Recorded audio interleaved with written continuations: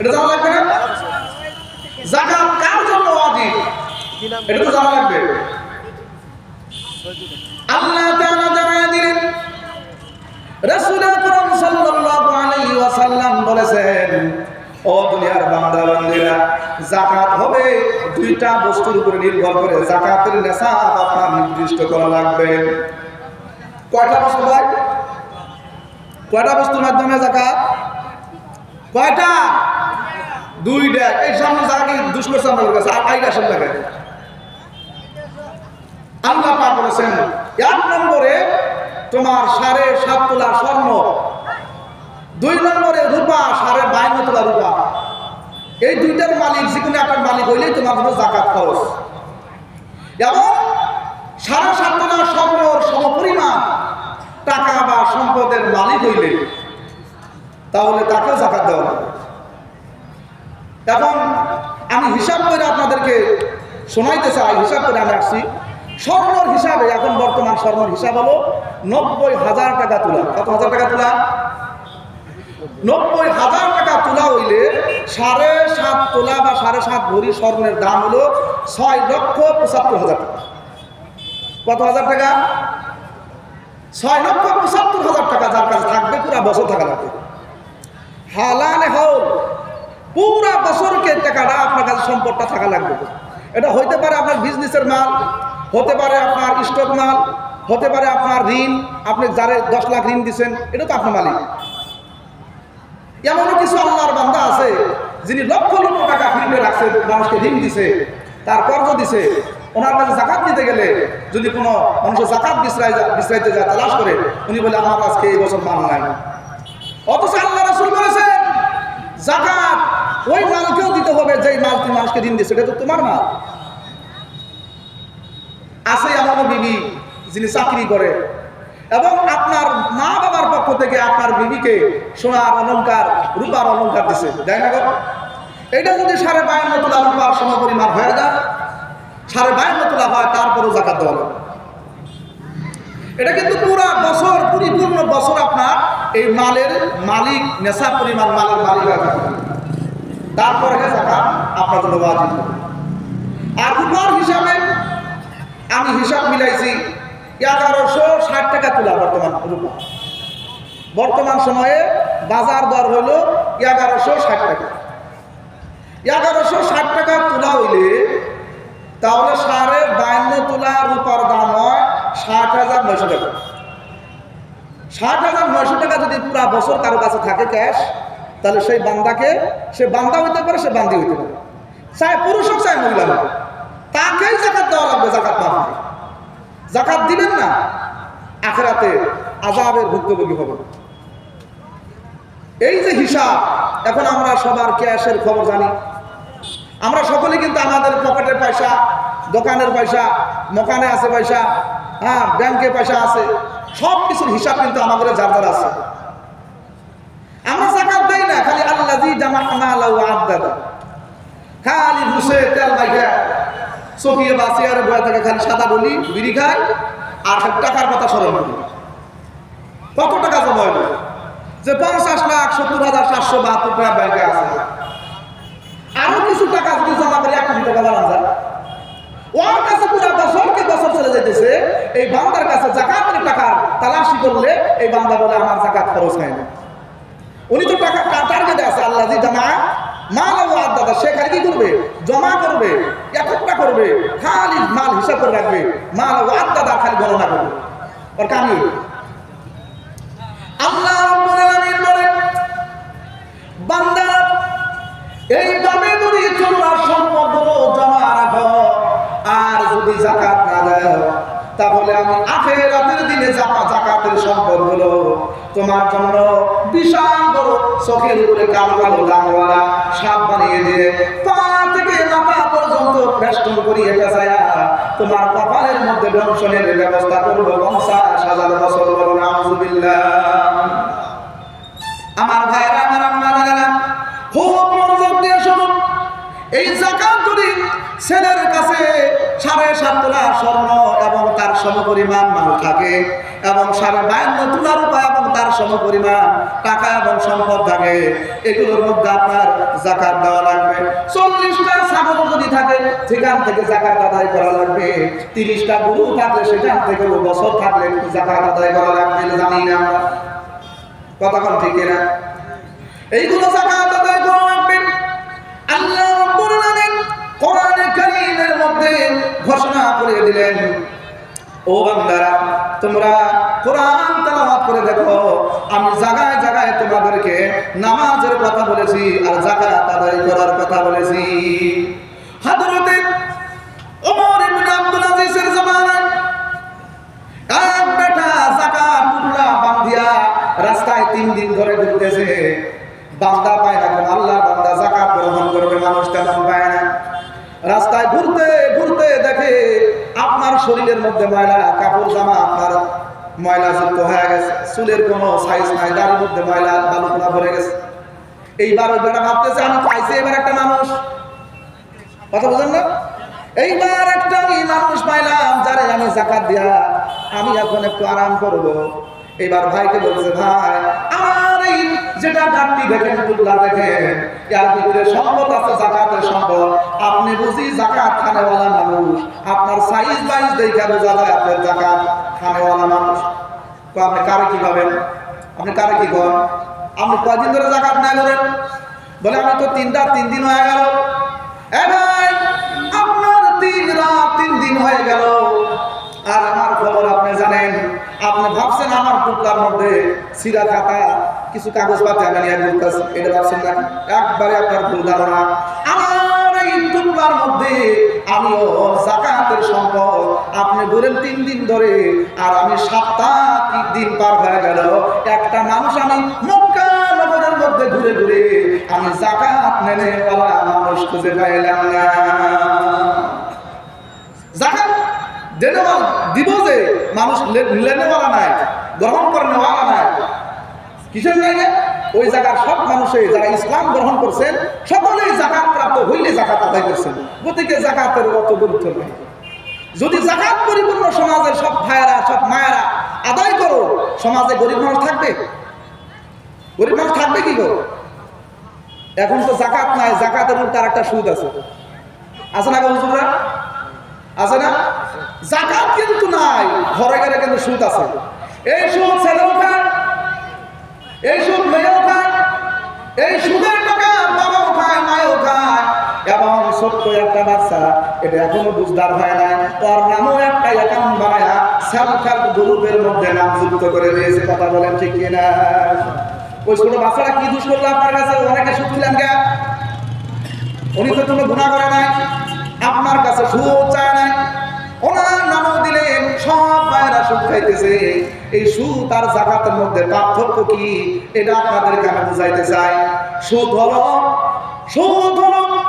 গরিবদের থেকে নিয়ে ধনীদেরকে দাও, আর যাকাত হলো ধনীদের থেকে নিয়ে গরিবদের অভাব দূর করে দাও। কথা বুঝছেন না কথাটা? যাকাত হইল আপনার ধনীদের থেকে নিয়ে গরিবদেরকে বন্টন করে দাও, আর সুদ হলো গরিবদের থেকে নিয়ে ধনীদেরকে দাও। এমন ভাবে নেওয়ার পরে শেষে ঋণ সুদ না করার ভাইয়া লাভ তো হবে দূরের কথা, বাড়ির একটা বলদ ছিল এটাও বেচলো, একটা ছাগল ছিল সেটাও বেচলো, কিছু আপনার বিজনেস ছিল, এই বিজনেস দোকান সব বিক্রি করে লাস্টে সুদের টাকা দিতেও শেষ করা হবে। লাভ কোথায়? সুদের সর্বনিম্ন গুনাহ কি জানেন?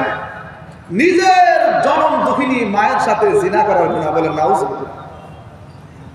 এই সুদ ছাড়ুন, যাকাত আদায় করুন। আল্লাহ রাব্বুল আলামিন বলেন, আমার ভাইয়েরা আপনারা খুব মনোযোগ দিয়ে শুনেন, আল্লাহ রাব্বুল আলামিন বলেন এইগুলো তোমরা জমা করিয়া রাখিও না। ওয়াল্লাযীনা ইয়াকনিজুনা আয-যাহাবা ওয়াল ফিদ্দাতা ওয়া লা ইউনফিকুনাহা ফী সাবিলিল্লাহ ফাবাশশিরহুম বিআযাবিন আলীম। আল্লাহ পাক বলে যারা স্বর্ণ রূপ এগুলোকে তোমরা কি করো? জমা করে রাখো, যাকাত দাও, জমা করে রাখো, যাকাত দাও না। আল্লাহ পাক বলেন ওয়ালা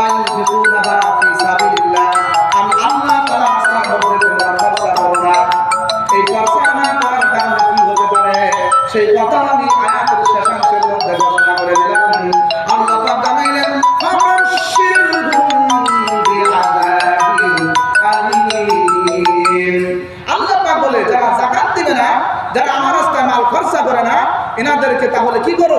মানে তাহলে ফাবাশশিরহুম, তাদেরকে খুশখবরি দিয়ে দাও আযাবিন আলীম, আযাবের তীব্রতা বোঝানোর জন্য আল্লাহ পাক খুশখবরি বলেছেন।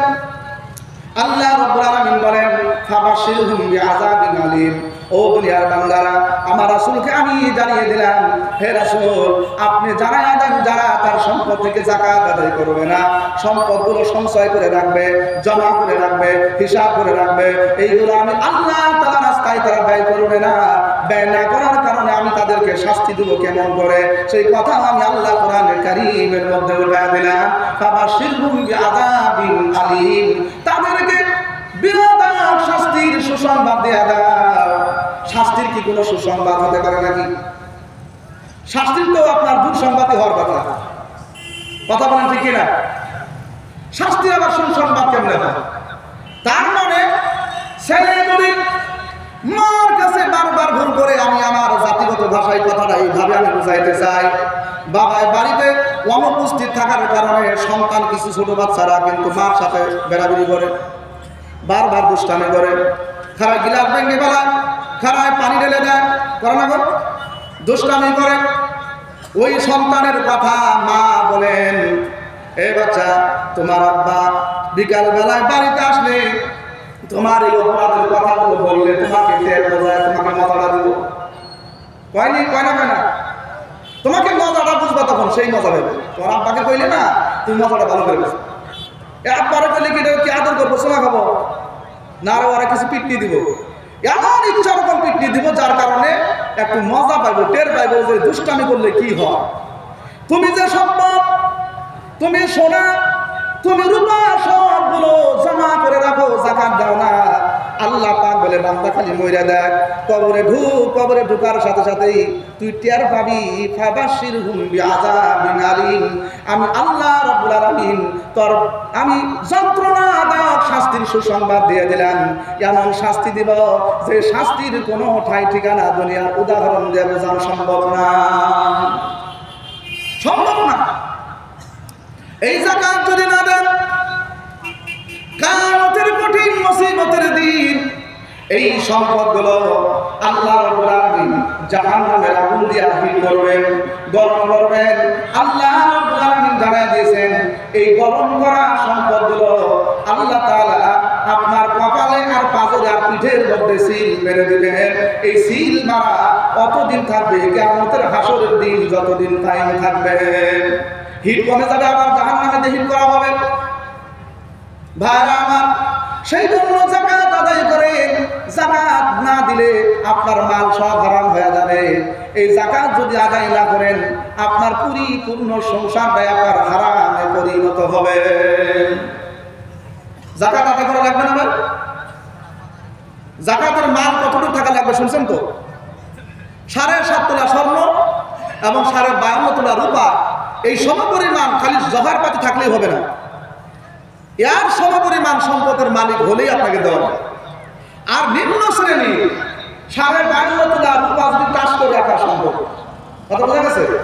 পরিপূর্ণ বছর 52 তোলা রূপা বর্তমান দাম দর হিসাবে 60,900 টাকা, 60-70 হাজার টাকা যদি পুরো বছর কারো কাছ থাকে, তাহলে তাকে আপনার শতকরা 2.5% যাকাত আদায় করা লাগবে। শতকরা কত পার্সেন্ট? 2.5%। আল্লাহ রাব্বুল আলামিন বলে, বান্দারা আমি হযরতে ইসমাঈল আলাইহিস সালাতু ওয়াস সালামের কথাটা কোরআনে কারিমে জানায় দিলাম। আমি হযরতে ইসমাঈল আলাইহিস সালাতু ওয়াস সালামকে নামাজের কথা বলেছিলাম, যাকাতের কথা বলেছিলাম। কথা কিন্তু বড় লম্বা কথা আছে। মূল কথা হলো হযরতে আদম নবী থেকে নিয়ে আদম নবী পর্যন্ত কত কোন নবীর জায়গায় নবীর সময়ে নামাজ আর যাকাত বন্ধ ছিল না, সবার সময় নামাজ আর যাকাত কায়েম ছিল। বলো সুবহানাল্লাহ। আল্লাহ রাব্বুল আলামিন বলেন, ওয়া কানা ইয়া'মুরু আহলাহু বিস-সালাতি ওয়াজ-যাকাতি ওয়া কানা 'ইনদা রাব্বিহি মারদিয়া। আল্লাহু আকবার বলেন। আল্লাহ পাক বলেন, আমি হযরতে ঈসা হযরতে ইসমাঈল আলাইহিস সালাতু ওয়াস সালাম করলাম তুমি তোমার স্বজনদেরকে, তোমার বাড়ির আহলাহু মানে আহলে বায়াত পরিবার, বিবি বাল বাচ্চাদেরকে, মা বাবাকে নামাজের হুকুম তুমি করিয়া দাও। আর তুমি নিজেও নামাজটা কায়েম করো। ওয়া যাকাত, আর যাকাত সম পরিমাণ মাল থাকলে তুমি যাকাত নিজেও আদায় করো, আর তোমার উম্মতগুলোকেও যাকাত প্রদান করার হুকুম করো। এটা কিন্তু হযরত ইসমাঈল নবীর জামানার ইসমাঈল নবীকে আল্লাহ পাক হুকুম করলেন। এখন আসলে আমগো নবীর আগে কোন নবী? বা আমাদের নবীর আগে কোন নবী ছিল? হযরত ঈসা আলাইহিস সালাতু ওয়াস সালাম, ঠিক না? ঠিক না গো?